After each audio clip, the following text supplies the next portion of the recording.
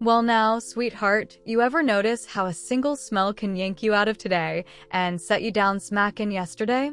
I was dusting the mantel this morning when the sun warmed that cedar frame round David's photo, and mercy, it let off the faintest whiff of sawdust and pipe smoke, the very blend that used to float behind him at supper time.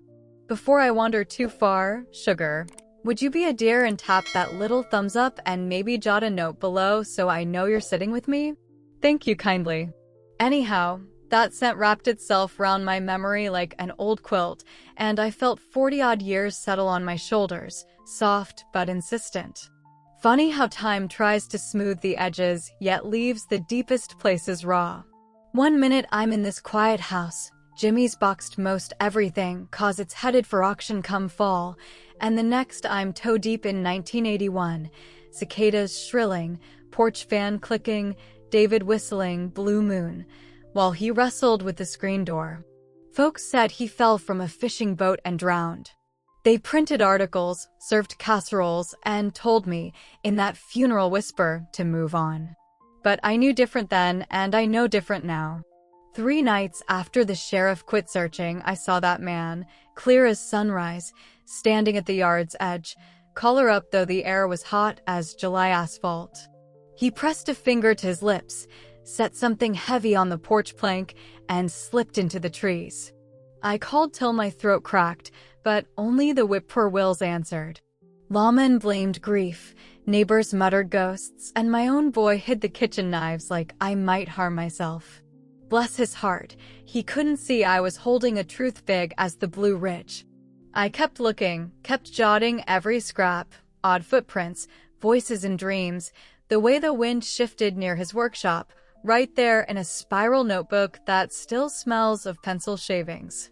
Jimmy calls it my crazy book. Miss Eleanor says it's my courage. Maybe both. All these years I've felt something buried beneath this floor, humming low, waiting patient as a hound for its master. This morning, stirred by that cedar smoke sigh, I remembered the loose board under the parlor rug, the one David tapped twice before heading out.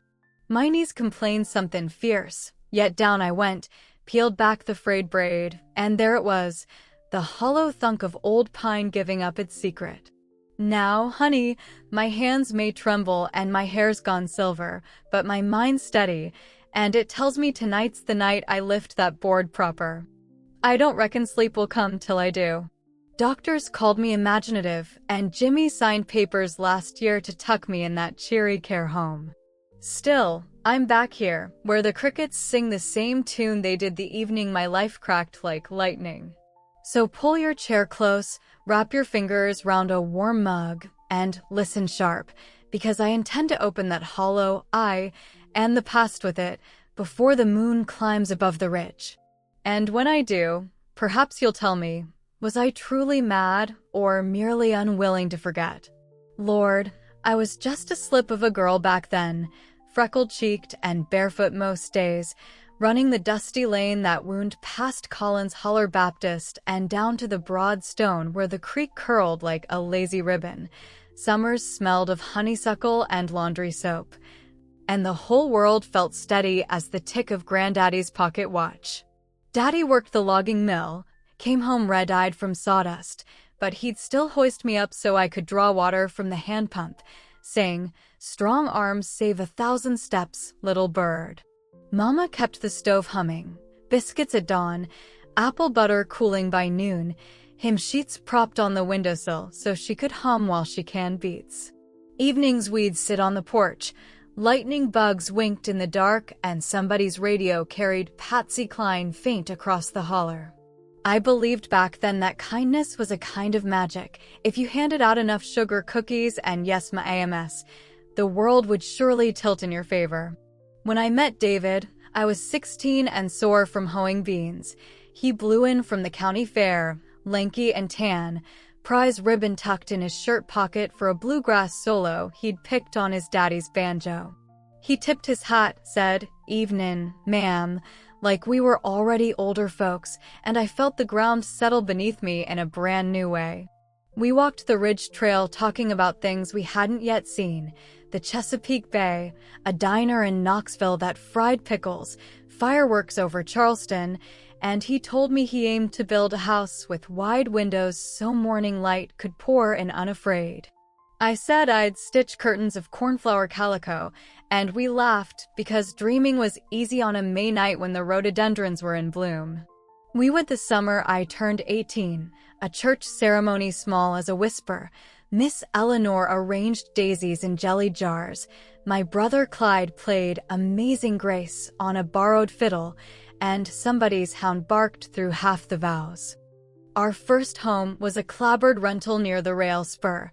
Trains rattled the china, and I'd pause stirring grits just to feel the floor tremble, reminded me that somewhere beyond the ridges folks were hurrying, though time in our valley dripped slow as sorghum. I taught school 1 year, 12 pupils, 1 chalkboard, coal stove roaring, and David whistled when he planed cedar in his workshop, dreaming up cabinets sturdy enough to outlast us both. Nights we'd count our riches, a jar of coins, a cellar full of peaches, the surety that everybody good and honest finds their way home come supper time. I carried that notion like a keepsake locket, opened it whenever the news crackled bad or the crops failed, told myself, Martha Ray, the heart remembers where it belongs and will circle back, patient as creek water rounding stone. Lord, I was naive perhaps, but hopeful, and hope is a mighty lantern in the dark. If you'd asked me then what trouble meant, I'd have pointed to a splinter in your thumb or a summer storm that spoiled the laundry. I couldn't fathom secrets deep enough to sink a life. Yet life is sly. It tucks shadow behind bright corners, and a girl who hums gospel in July may one day sit at a kitchen table in November counting the ways a promise can break. Still, back in those soft blue years, I believed folks told the truth because lying took too much muscle. I believed husbands stayed and neighbors helped weed tomatoes. I believed, with every flutter of my young heart, that doors only closed to keep the heat in and never to shut someone out. Oh, mercy, if the child I was could peer at me now, silver-haired and thick with memories, she'd marvel that the map she drew so neat grew rivers she never planned. Yet I wouldn't trade her faith. It's the same faith that steadies my breath tonight as I kneel on aching joints, ready to pry up a board and face whatever waits beneath, certain that even sorrow can lead a pilgrim home. I can tell you the very afternoon the wind changed course in our little valley, though the calendar would have lawfully called it just another Tuesday. Jimmy was 10 and playing marbles on the front step. The dog dozed under the azaleas, and I'd set a pot of butterbeans to simmer while I mended the elbows in David's work shirt. The air smelled of wet earth, a quick shower had passed, and I was humming I'll Fly Away, so soft the tea kettle nearly drowned me out. Then, without so much as a tire crunch on gravel, a stranger appeared at the screen door. Tall, coal dark hair, suit jacket dusted with road. He tapped the frame with one knuckle as if he'd done so 100 times before. "Ma'am," he said, voice low as a cellar, "I'm looking for David Collins." I wiped my hands on my apron, studied his eyes, gray and restless like thunderclouds, and felt a tiny latch inside me click open. David walked in from the workshop just then, sawdust clinging to his sleeves, whistle still perched on his lips. The moment he saw the man, he stopped cold, whistle dying mid-note. He took the envelope offered, no return address, just his name in a sharp, uneasy hand, and his fingers, usually steady as bedrock, shook so the paper rattled. "Thank you," he murmured, though it sounded more like a question. Before I could pour a courtesy glass of sweet tea, the stranger tipped his hat and melted back into the road's heat haze, leaving nothing but a whiff of gasoline and a twitch of shivers down my spine. David took that envelope to the far end of the porch, turned his back, and slit it open with his pocket knife. I pretended to busy myself with hemming, but every nerve leaned toward him. The paper rustled once, twice, then stopped. When he finally faced me, his skin had lost every trace of summer color, and the look in his eyes, Lord help me, was the same look I'd seen on calves driven too close to a gully fire. He tucked the letter inside his shirt, crossed the porch in 3 long steps, and kissed my forehead too hard, like a man afraid he'd forget the shape of me. "Supper'll spoil, Dave," I teased, trying for light, but my heart was thumping against my ribs, an alarm I didn't know how to silence. He said only, "I'm headed to the river a spell," and before I could ask why a river trip required that envelope, he was down the stairs, across the yard, and gone, the dog yelping after his heels. Jimmy looked up from his marbles, eyes wide with a question he couldn't shape yet, and I managed a smile that felt like it belonged to some other woman. Inside the kitchen, the butter beans boiled over, steam hissing like the pot knew something, too. I set the lid aside, hand trembling so I nearly dropped the spoon, and right then a strange certainty bloomed in my chest. That envelope was a turning key, and the door it opened would never shut again. I couldn't name the danger, only sense its shape, the way you feel a storm seething beyond the ridge before the first flash splits the sky. I wanted to run after David, demand to read those words that stripped the color from his face, but fear pinned me like a moth to screen. Instead, I stood there listening to my own breath, loud, shallow, insistent, and knew life had just stepped off its safe-railed track into wilder country. I couldn't explain then why my heart beat faster, only that somewhere inside that envelope lay the first knot in a rope that would pull us all into years of shadow. But even as a sliver of panic slid beneath my skin, another voice, soft, steady, whispered that love sometimes requires walking through dark to keep a hand on what matters. And so I waited on that porch till the sun dipped and crickets took up their fiddles, praying the man who left with the stranger's secret would find his way back before the beans went cold. 3 days turned into a week, and every sunrise without David felt like the chimney had gone cold in my chest, yet I kept setting his place at the table, smoothing the napkin the way he liked, whispering grace for a man who should have been there to say it himself. The neighbors brought over casseroles and thin smiles, telling me he's surely in a better place, but their pity sounded like a lid clicking shut, and I wanted to shout that my husband was not a jar of preserves to be shelved and forgotten. The sheriff organized a dragnet sweep of the river, boots crunching in the gravel drive before dawn, but by the second afternoon those boots were gone and the deputy's clipboard held nothing but the word missing scrawled bold and lonely. Folks around town formed their own theories. Some said David ran off chasing another life. Others whispered he'd been caught in moonshine trouble up the mountain, and the cruelest hinted he'd simply tired of me, always said behind a hand yet loud enough for echo.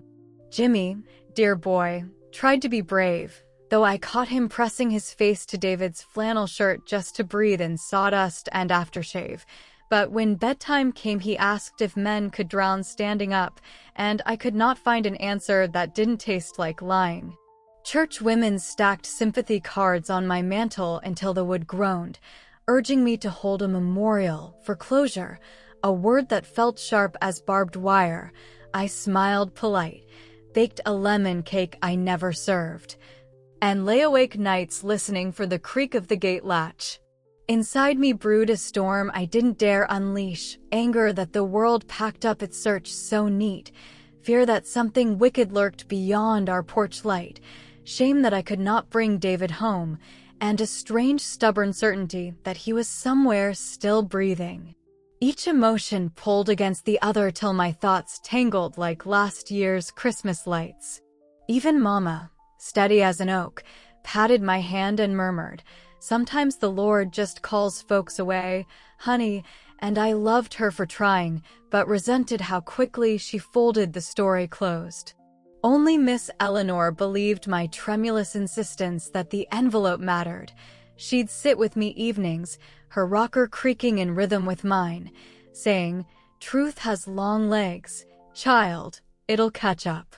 Yet Eleanor's kindness couldn't drown the gossip that buzzed like June bugs round a porch bulb, nor could it hush the new dread that settled when the bank sent a crisp letter about late mortgage payments. David's checkbook lay silent as the grave they presumed he occupied. I took in sewing, stretched soup with more water than broth, and told Jimmy adventure stories so he wouldn't notice supper shrinking. All the while that envelope hid in my dresser, its flap resealed with trembling glue, the contents a thorn I hadn't the courage to pull free. Some nights I traced the raised lines of David's initials on the paper and wondered whether opening it again would set me free or tear the last stitch of hope. The town, polite to my face, began calling me that poor confused woman once I passed, and a weary ache settled between my ribs.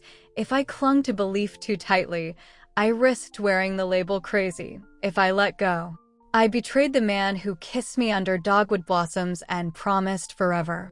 The dilemma grew clear as frost on a pane: keep searching and lose standing, or accept silence and lose myself. So I started filling notebooks, clues, dates, dreams, every flicker of something odd, yet each time the clock struck midnight, I felt no closer to daylight. No wonder, sugar, that when Jimmy, years later, lobbied to move me into the care center, half the town nodded along. Nobody likes a mystery that refuses tidy ending. But back in that first raw season, the hardest truth was this: my grief wasn't a straight road. It was a tightrope strung between faith and fear, and every step I took was another chance to fall. It was the last Thursday of October '81 when the storm rolled over Lime Creek, rain flogging the porch roof as though it owed a debt. Jimmy was safe at Mama's, and the house, though still, seemed to shiver under each gust. At 8:30, the power sighed out. I set a kerosene lamp on the kitchen table. Its small flame jittered, throwing shadows that swelled and collapsed like restless lungs. The back door latch lifted just then. I thought the wind had bullied it, until David stepped inside, soaked to the bone, thinner than summer, eyes frantic. Water dripped from his coat, pooling on the boards. The wedding ring that never left his finger was gone, leaving only a pale circle. My tongue stuck to my teeth.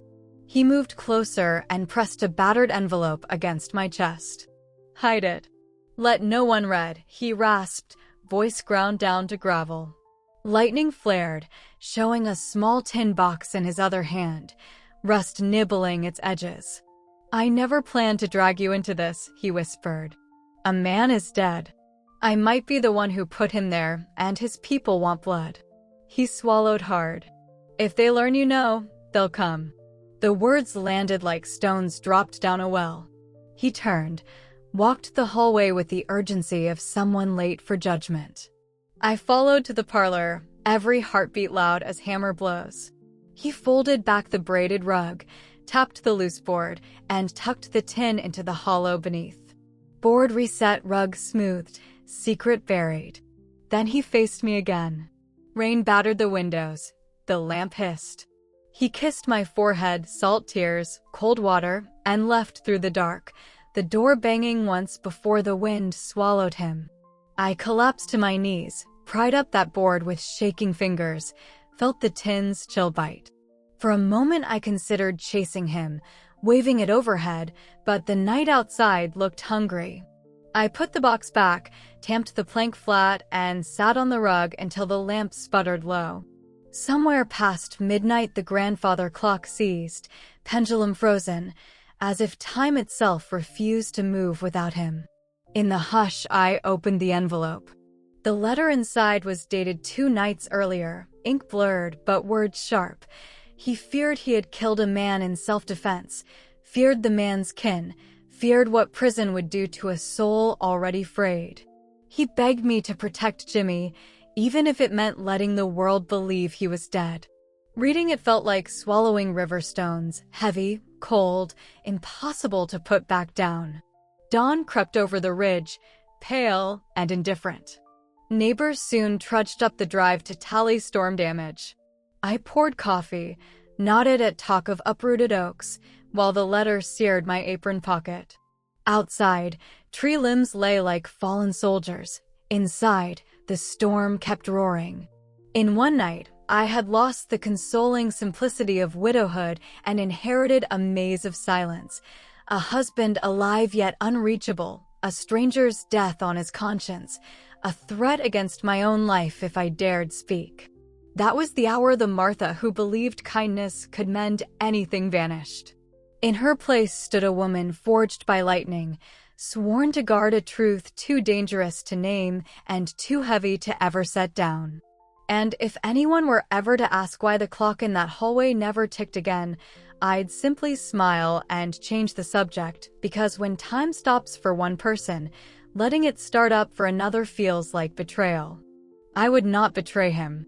Winter settled over the house that year like a heavy quilt nobody asked for, pressing the rooms into hush.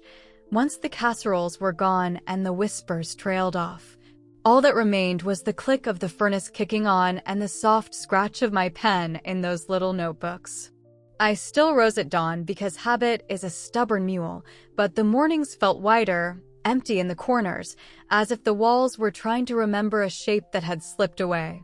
I found myself speaking aloud just to hear a voice, pretending David was in the workshop hollering for fresh coffee. Yet the only answer was the drip-drip of the faucet and the faraway call of a freight train winding through the pass. Jimmy grew taller, quieter, eyes sharpening with questions he no longer bothered to voice, and each night I tucked him in with a story so bright it hurt, praying light could seal the hairline cracks forming in his trust. At school, he stopped bringing home drawings of fishing trips and started sketching caverns and lost tunnels. His teacher said it was imagination, but I recognized the shape of absence. Sundays I still took a pew beside Mama, though the hymns no longer lifted me the way they used to. I mouthed the words and let the organ carry the notes, keeping my secret folded beneath my tongue like an undissolving wafer. Folks called me brave, but loneliness was the truer name, a clean, cold emptiness where certainty once lived. Some afternoons I would step onto the porch and swear I felt David's presence in the shift of wind through the chokecherry, yet fear kept me rooted, because hope, once scorched, flickers mean and unpredictable. The mortgage notice came stamped in red, so I sold David's lathe, then the boat trailer, then the good china we'd planned to pass to grandchildren. Each sale felt like shaving a sliver of the life we had dreamed, yet I smiled at buyers and wished them well. Grief turns a woman into both hostess and gatekeeper, handing out memories she cannot afford to keep. Nights ran long. I took to cataloging dreams. Certain clues might float up from the dark. I taped sketches to the pantry door, strings of yarn connecting dates and places like some dime store detective, while the town labeled me that poor obsessed soul. Miss Eleanor dropped by now and then with pimento cheese sandwiches and a tolerance for silence, and for that I loved her fiercely, but even she could not seal the widening gulf between what I said aloud and what thundered in my chest. My faith in neat endings crumbled first, then went my belief that goodness guarantees safety. I did not lose faith in people entirely, mercy, no, but I learned that kindness alone is a flimsy roof when the rain means harm. I trusted fewer words, listened harder to pauses, and carried a pocketknife in my sweater, not for defense so much as a reminder that metal can keep its edge without apology. In spring I planted marigolds around the porch steps, bright little suns guarding the threshold, and when the first bud opened I understood survival is sometimes nothing grander than coaxing color out of soil gone sour. I was no longer the girl who thought doors only closed to keep warmth in. I had become the woman who double-latched them at dusk, then sat at the kitchen table polishing silverware that would never again feel the weight of his hand. Yet in that pared-back quiet, I also discovered a strange clarity. Stripped of noise, you can hear the honest tick of your own heart, and mine, though bruised, kept time with a stubborn rhythm, one beat for Jimmy, one for truth, and one held in reserve for the day the floorboards would finally give up what they were guarding. One steely morning in early June, when the honeysuckle was already trailing purple tendrils over the fence, I felt a stirring in my chest I hadn't known since before that stormy October night. And it came not from memory or grief, but from something as simple as a walk down to the little public library by the old mill pond where I'd gone to settle a late fee on a biography I'd devoured, Mrs. Carter. The new librarian with her wire-rimmed glasses and gentle smile, spotted me in the return aisle, and asked, almost offhand, "Did you know your name comes up in the local archives? You kept meticulous notes," they say. My heart gave a funny little skip, the kind a child feels when seeing a schoolmate smile, and somehow I blurted out, "I've got these notebooks that might matter. Might tell the real story." She steered me to a quiet reading room, lit by soft morning light, and listened, truly listened, as I recounted the saga of the tin box beneath the floorboards and the letter that changed everything. No pity lay in her eyes, only curiosity and respect, as though I were finally being seen instead of being the town's cautionary tale. When I drew out my spiral-bound journals, pages thick with pencil scrawls and smudged tear marks, she said, "These belong in the collection. They're a first-hand account of our valley's history, a story no one else has told." In that instant, the knot in my chest uncoiled a little, and I realized that the truth I guarded so fiercely could become a beacon rather than a burden. Over the following weeks, I walked into that library almost every day, cataloging my entries, cross-referencing dates and names, whispering to myself as if coaxing shy birds, "This means something, Martha Ray, and people will listen." Jimmy, hearing the change in my tone, fussed less about my obsessions, and even brought me iced tea on the library steps, his shy pride warming me more than the sun overhead. Miss Eleanor, delighted at my newfound purpose, pressed fresh biscuits into my hands each morning and teased me about becoming the valley's own memoirist. With every signature, I added to my notebook's margins, identifying the deputy who first drew the missing person report, noting the exact spot David slipped that tin box into the hollow beneath the rug, detailing the hush that fell over Sunday supper when the envelope turned his hands to ice. I felt my old bright self return, tempered by years of sorrow but real nonetheless. I began organizing a small reading group at the church fellowship hall, where neighbors turned out on Thursday afternoons for iced lemonade and a chance to hear a chapter or two. I'd watch their faces as I read, seeing disbelief give way to empathy, seeing some catch the gleam of their own untold stories in mine. It was work that mended the fracture inside me, helping young mothers feeling swallowed by loneliness, guiding Mr. Thompson, the retired sheriff, to remember details he'd long since forgotten, and, piece by careful piece, weaving a tapestry of community memory that included both the river's currents and our own hidden undercurrents. That cautious optimism settled into me like spring's first green leaves, tender but resolute. I discovered I could shape hope from the narrowest slit of light, and in doing so I held in my calloused hands a second chance, not to rewrite the past, but to live fully in the present, armed with the knowledge that truth matters more than comfort. One evening, after organizing my journals on the library's highest shelf, I paused to watch fireflies come alive in the dusk, and I thought, might as well let that clock in the hallway run again, because the world had room for time to recommence its steady tick. I stepped outside, inhaled the sweet, humid air, and felt the old fear loosen its grip. For the first time since David pressed that tin box into my palms, I believed we could both be free to speak, free to listen, and free to begin again. I stood on that creaking porch one late afternoon, the summer heat rippling off the boards like mirages of what might have been, and I felt a quiet certainty settle into my bones. The past had shaped me, but it no longer owned me. I carried the little tin box from the hidden hollow down to the creek's bank where the water ran clear and cold over smooth stones, and with trembling fingers I peeled back the rusty lid one last time. Inside lay the folded letter, its edges soft with age and ink faint as a whisper, but I read it again then, every word David wrote, every fear he confessed, every plea he entrusted to me. For years I'd held that letter like a talisman, as though keeping its secret safe meant keeping him alive, but that afternoon I realized that holding on so tightly had bound my soul more than freed it. I pressed the paper between my palms, closed my eyes, and let the sun's warmth fill the hollow ache in my chest. Finally, I crumpled the letter and cast it into the stream. I watched it spin and sway in the current until it sank beneath the ripples, leaving only a single bubble to mark its passing. In that moment, time seemed to unclench itself. No more sharp edges of regret, no more tremors of dread, and I took a deep breath that tasted of renewal.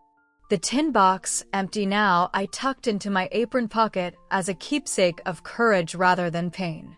I rose and let the water lap my shoes, feeling the stones steady beneath my feet as though the earth itself were reassuring me, "You belong here, in this moment, free to choose."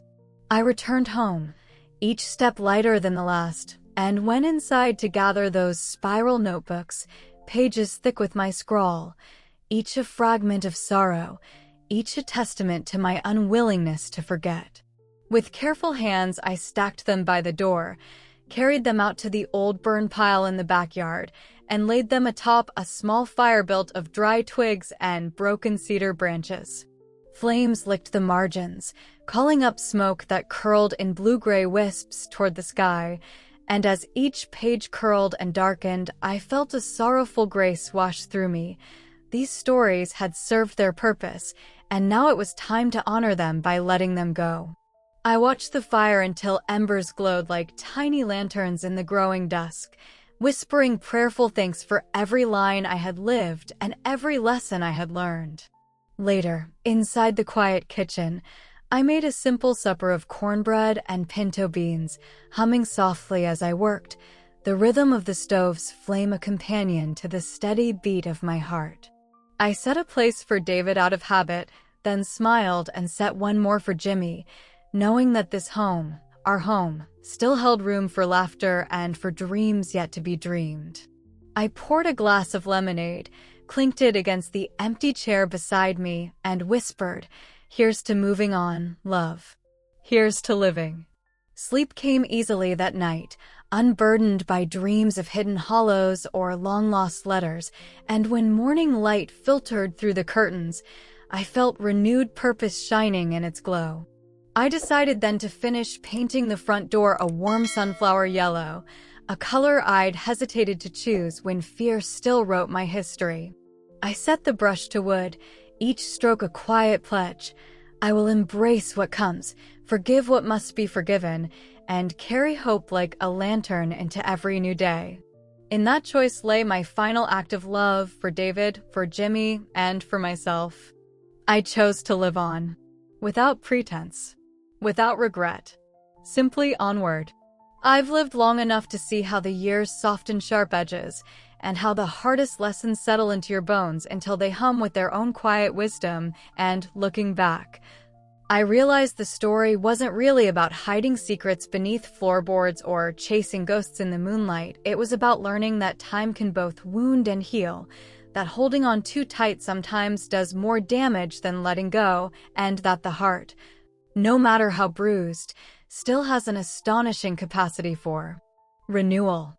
In those early days, I believed fervently that truth was a sword to be wielded, a weapon to cut through confusion and shame, and I chased it with notebooks full of pencil scrawl, daring the town to call me crazy. Yet truth is less like a blade and more like a seed, fragile at first, demanding gentle tending, patient sunlight, and the courage to endure seasons of drought.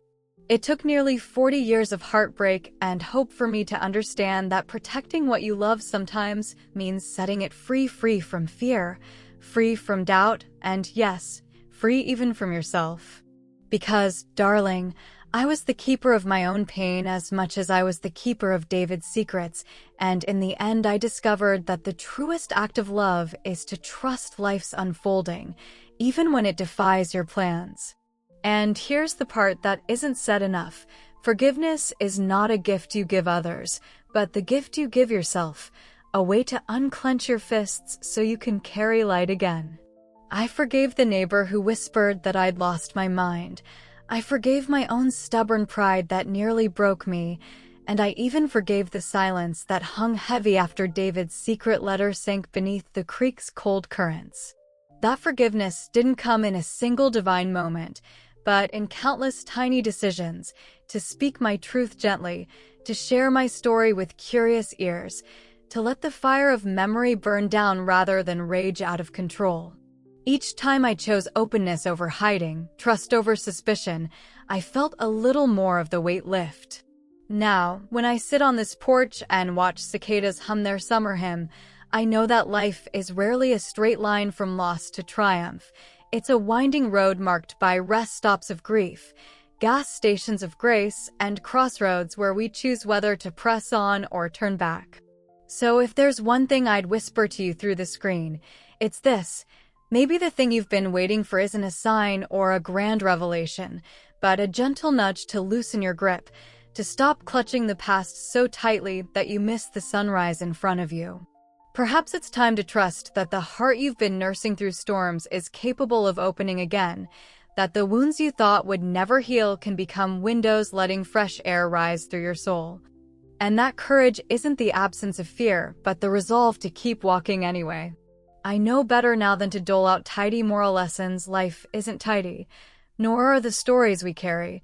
But if my years have taught me anything, it's that hope and sorrow can live side by side, that wisdom often comes wrapped in tears, and that every loss holds the seed of a new beginning. So hold your secrets gently, tend your heartbreaks as you would a young child, and remember, the world will always keep turning, offering chances to tend your garden anew. And when you're ready, and you will be ready, you might find the sweetest bloom rising from the soil you once thought barren. And here we arrive at the end of our little journey together, and my heart feels full and gentle thinking of you, sitting there on the other side of the screen, sharing in a story that began long before either of us were born, and yet lives on in every quiet moment we choose to remember and to hope. I want you to carry with you the warmth of an ember that never quite goes cold, the tender ache of a promise made under dogwood blossoms, and the steadfast truth that sometimes love hides in places we least expect, beneath floorboards, in the hush between heartbeats, and in the courage it takes to set a secret free. This tale isn't merely a dusty page in the past. It's a living room filled with late-night confessions, a porch swing creaking under the weight of longing, and a lamp glowing soft as a prayer in a house that still breathes with possibility. It's about the woman who chose to guard a tin box and a letter for 40 years, and then chose again to let the river carry them away so she could pick up the pieces of her own life. So she could learn that sometimes the greatest act of devotion is to trust that what you love can survive your letting go. And now, dear friend, I turn to you, because as I sit here in the golden haze of evening, feeling the cicadas hum their lullaby and the honeysuckle scent drift on a warm breeze, I wonder if you feel it, too. That gentle tug in your chest reminding you that love's story is never done being written. So I leave you with this. What do you think? Should true love find its way back, no matter how far it's wandered or how long it's stayed away? I've lived long enough to see that sometimes the heart remembers what the mind would rather forget, and sometimes the ones we fear we've lost are simply waiting for us to believe in them one more time. When the last light dims and the world grows quiet, I sometimes imagine David's shadow slipping through the pines to kneel by my side, to whisper that he remembers every promise, every song, every secret we shared. And though my feet are firmly planted on this porch, and though the world may call me that poor, brave soul, I carry in my bones the possibility that love, like water, finds its way through cracks in the hardest stone. So lean in close and tell me your truth. Have you ever held on so tight you forgot to let live? And will you trust, as I learned to trust, that by opening your hands you might find the hands you long to hold? Sometimes, in the quiet after all the stories have been told, I feel a soft rustle behind me and I swear it's him, come home at last, smiling as though he's never left. And perhaps, just perhaps, he does remember.